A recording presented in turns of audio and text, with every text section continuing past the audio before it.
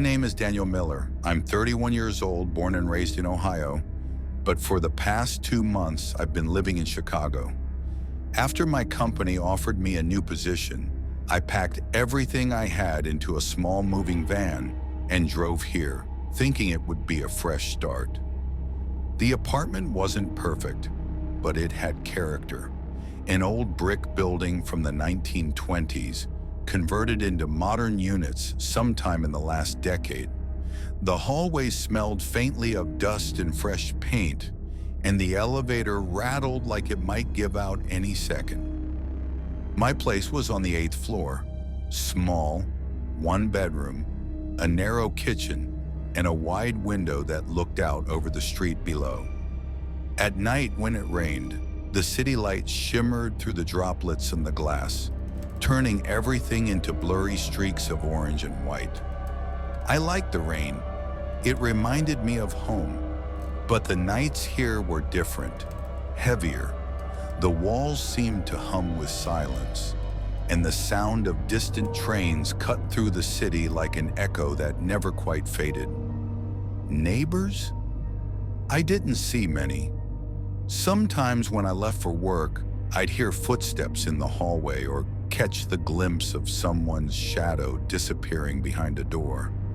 But no one ever stopped to talk. It felt empty, like the building itself was holding its breath. I worked long hours as an analyst, staring at screens until my eyes burned. Most nights I came home too tired to do more than collapse into bed. I thought maybe that was why I couldn't sleep well. Insomnia had followed me since college, but here, in this apartment, it was different. My dreams weren't normal dreams. They were heavy, pressing down on me like wet concrete. And sometimes I woke up unable to move at all. The first time it happened, I convinced myself it was stress. Everyone gets weird sleep issues when life changes, right? But deep down, I knew this wasn't just my mind playing tricks. There was something in that room with me. Something that didn't care if I was tired or scared. Something patient. And it always came when the rain did. I've never been someone who sleeps easily. Even as a child, I had nightmares that felt more real than reality itself. Shadows crawling along the walls. The sense that someone was standing just out of sight. My mother always called them childhood fears. But I remember them perfectly, every detail, the sound of breath in the dark, the faint creak of floorboards when no one was there. As I got older, the nightmares became less frequent, but never truly disappeared. Stress, loneliness, exhaustion, they all seemed to pull them back from wherever they lived, deep in my mind. And now, living alone in Chicago, I could feel them returning, waiting in the corners of my apartment. It had been 3 years since my last real loss. My mother passed away suddenly, and my father had left long before. I was alone save for the rare friend or coworker. This apartment became my refuge, cheap and convenient near the subway. But the building was old, and with each passing week, it seemed to deteriorate further. Cracks appeared in the walls, the smell of dampness lingered in the hallways, and sometimes walking to the elevator, I felt like eyes were following me. Though when I look back, nothing was there. The day it all began, I had returned from the hospital where I worked. One patient, a woman in her 50s, was in a coma. Every time I entered her room, her shallow breathing echoed in my ears like a whisper. The doctors had said she might never wake up. Yet her blank stare haunted me, following me home. I arrived at my apartment with the heavy quiet of the city pressing against my skin. Rain had begun to fall, fine and steady, tapping against the window. I sat on the edge of the bed with my textbooks open, but I could see nothing. My mind replayed the images from the hospital, the sound of monitors beeping, Beeping, beeping. The window was slightly open. The curtain moved with the breeze, shadows stretching across the ceiling like long, grasping fingers. Each gust made them writhe and twist. I felt a chill crawl up my spine, the sense that I was being watched. I locked the window firmly, trying to convince myself it was just the wind. But as I turned back to the bed, the sensation persisted. Someone or something was in the room. I tried to distract myself, changed clothes, turned off the lamp. I pulled the blankets over my shoulders and closed my eyes. Darkness swallowed the room. The only sounds were the rain and the occasional distant train. My eyelids grew heavy, and then it began. A subtle noise, almost imperceptible, a scrape across the floor, quiet but deliberate, from the darkest corner of the room. My breath caught. I strained to hear. Perhaps it was a pipe, perhaps the neighbor above, but the sound repeated, closer this time, like something dragging itself toward the bed.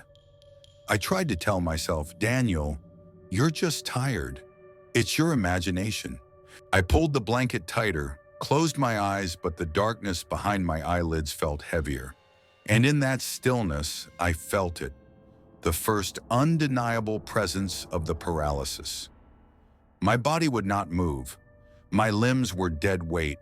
My eyes alone betrayed me, scanning the darkness, helpless, forced to witness what was coming.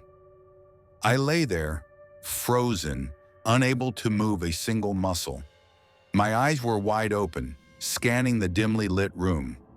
The rain outside continued, rhythmic and steady, tapping against the window in a hypnotic pattern. I could smell the dampness seeping through the walls, the faint odor of mold clinging to the corners of the room. At first, I thought it was a trick of my mind, maybe exhaustion, maybe stress. But then I saw it, the shadow, not fully formed, just an outline moving across the floor, a distortion of darkness that didn't belong to anything in the room. I tried to focus on breathing, slow and deliberate. The shadow stayed. It moved closer, stretching along the floor toward my bed. My chest tightened with panic, yet I couldn't move. My limbs were completely unresponsive. Only my eyes could react, darting nervously, searching for an explanation that didn't exist. The sound came next, a scraping, dragging noise, faint at first but growing steadily louder. It wasn't a floorboard, it wasn't the building settling, it was deliberate, calculated, approaching. I wanted to scream, to call for help, but my mouth refused to cooperate. The sound of my own trapped breath filled my ears, shallow and ragged. Then I felt it, weight, not a gentle weight, but a pressure, pressing down on my chest, suffocating, heavy, unrelenting. My attempts to move were futile. My mind screamed, but the body betrayed me. Through my peripheral vision, I saw it begin to take shape. A tall, elongated figure, crawling, its limbs unnaturally long, moving with a slow, deliberate grace. The skin, if you could call it that, was pale and slick, almost translucent, glistening faintly in the glow from the streetlight outside. Fingers stretched too far, bending at impossible angles. It hovered near the edge of the bed. My heart pounded violently, each beat echoing in my ears. Its head tilted slightly, but there was no face, nothing recognizable, just a void, deep, endless darkness where eyes should have been. A cold breeze swept over me. Though every window was closed, the air smelled metallic and damp, like the deep underground or waterlogged soil. Droplets of moisture appeared on my forehead, and I realized I could feel its presence, not just on my chest, but pressing against my skin, around my neck, crawling along my arms. Time became meaningless. Seconds stretched into eternities. Every heartbeat, every breath felt amplified, echoing in my skull. My mind raced, trying to find logic, trying to convince myself this was only a dream. But the sensation, the pressure, the smell, the impossible shadow was undeniable. Then it moved closer, hovering directly above me. I could see its distorted form reflected faintly in the window pane, stretching unnaturally, its limbs twisting like smoke. I couldn't look away. My eyes were glued to it, forced to witness. A sound, deep and guttural, vibrated through the room. Not a voice, not words, just the essence of something alive, something patient, ancient, and indifferent to my terror. I wanted to fight, to resist, but the paralysis held me firm. I could only stare as it leaned toward me, the darkness of its face merging with the shadow of the room, swallowing the bed, the walls, the faint light from outside. And then the impossible happened. A faint glimmer, almost imperceptible, like distant stars reflected in puddles. My mind clung to it, desperate. For a fleeting moment, I could move a finger, just one finger, and the creature recoiled slightly, as if sensing the tiniest spark of resistance. The moment passed. The shadow paused, lingered, then receded slowly toward the corner, stretching and twisting as it went. The pressure lifted slightly, leaving me gasping, trembling, but alive. I blinked. The room returned to normal, or as normal as it could be after witnessing something impossible. The rain still fell. The shadows were just shadows. The apartment was quiet again, but I knew deep in the marrow of my bones that it had not left. Not truly. It was patient, waiting, always waiting. The pressure returned, this time heavier, crushing. My chest felt like it was being pressed under a slab of concrete. My arms, my legs, every inch of me completely immobilized. I could only lie there, eyes wide, mind racing, heart pounding like a drum in a cavern. The shadow had returned, not a shadow anymore, but something more tangible. Dark, elongated, grotesque. It hovered just above me, its presence filling the room. I could feel the chill radiating from it, a cold that sank into my bones.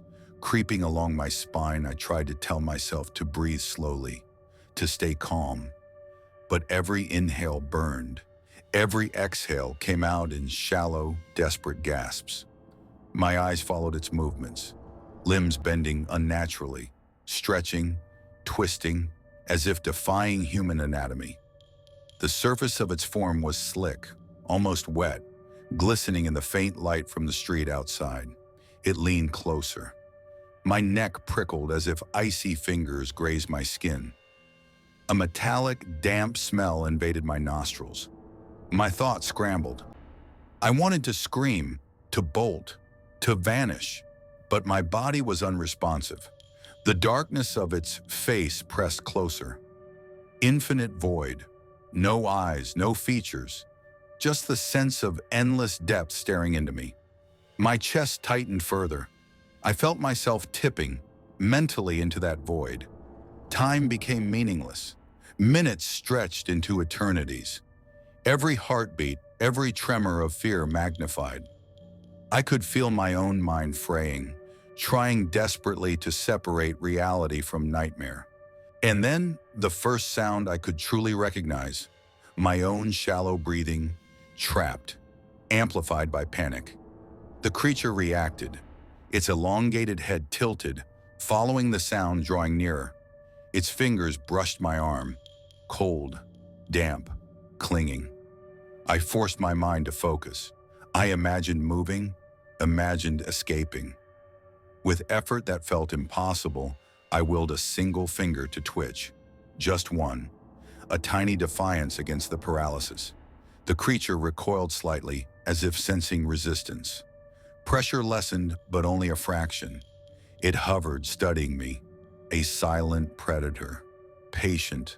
Unmoving except for the slow, deliberate movement of its limbs. Its proximity alone was unbearable, and the weight on my chest pressed further, making every breath a torment. The room itself seemed to distort. Shadows stretched unnaturally, walls breathing inward, light bending around its form. Every instinct in me screamed danger, screamed escape, screamed survival. Yet I could not move. I could only watch, only feel, only exist in the space between wakefulness and nightmare. And then, slowly, impossibly, it began to retreat. Its elongated form slithered back into the corner, dissolving into shadows. The pressure on my chest lifted, though my heart still raced, thundering in my ears. The smell dissipated gradually. I blinked. The room returned to its normal proportions. The rain continued. The distant hum of trains persisted. My body, though trembling, was finally responsive. I flexed my fingers, my arms, my legs, feeling the sensation of life return like a rebirth. I lay there for a long while, staring at the ceiling, unable to move, too aware of the fragility of my own presence. I knew it had been real, not a dream, not fatigue, not imagination. Real, patient, waiting. Even after it vanished into the corners of the room, the sense of its proximity lingered, an invisible weight pressing at the edges of perception. I was alive. I could breathe. But the fear had embedded itself in my very marrow. I finally sat up, my chest heaving, sweat clinging to my hair and forehead. The weight was gone. The darkness had receded. For the first time in what felt like hours, I could breathe normally. The rain continued outside, gentle, rhythmic. Street lights flickered against the wet pavement. The apartment appeared unchanged. The bed, the walls, the faint hum of the city, all the same as before. Yet everything had shifted. I could feel it in my bones. Something had been there, something patient, something not bound by time or space. I went to the window. The rain-streaked glass reflected the city lights in long, distorted lines. For a fleeting moment, I thought I saw a shadow, a fleeting motion at the corner of my eye, just beyond the window. I blinked and it was gone. I checked the apartment thoroughly. Doors locked, windows closed. Nothing. But the chill lingered, the faint metallic smell, the sense that the room itself had been breathing, alive with something invisible. Hours passed. I sat in the living room, wrapped in a blanket, drinking coffee I had forgotten I made hours earlier. Every creak of the floor, every distant train, every soft tap of rain on the window made me flinch. Eventually, I lay back down, the blankets clinging damp against my skin. Sleep came, but uneasy. My mind was on alert, waiting for the subtle shift in weight, the cold brush against my neck, the low, inhuman sound that had filled the room. When morning arrived, sunlight spilling through the blinds, I thought maybe it was over. The storm had passed. The city awoke around me. Birds chirped somewhere distant. I felt a fragile relief until I looked at the mirror. There, faint but unmistakable, was a bruise on my neck, pale blue just below the jawline, the exact spot I had felt the cold, suffocating pressure. My fingers traced it, unable to deny its reality. Not a dream, not imagination. Something had touched me. I left the apartment door slightly ajar, lights on throughout the day. Every evening, the anxiety returned. Even with lamps glowing, the darkness outside pressed against the windows. Even awake, the memory lingered. The shadow, the weight, the void where a face should have been. Some nights when the city sleeps and the rain begins again, I swear I can feel it there. Waiting, patient, hovering in the corners. Watching. I am alive. But I know, somewhere beyond perception, it still waits. And someday, when I let my guard down, when my body is finally at rest, it will return. Until then, I lie awake, listening, breathing, aware of every sound, every shadow. Waiting is its domain now. My home, my sanctuary, is no longer mine. And the rain continues, gentle, relentless, like a reminder that the darkness always waits for the eyes to close.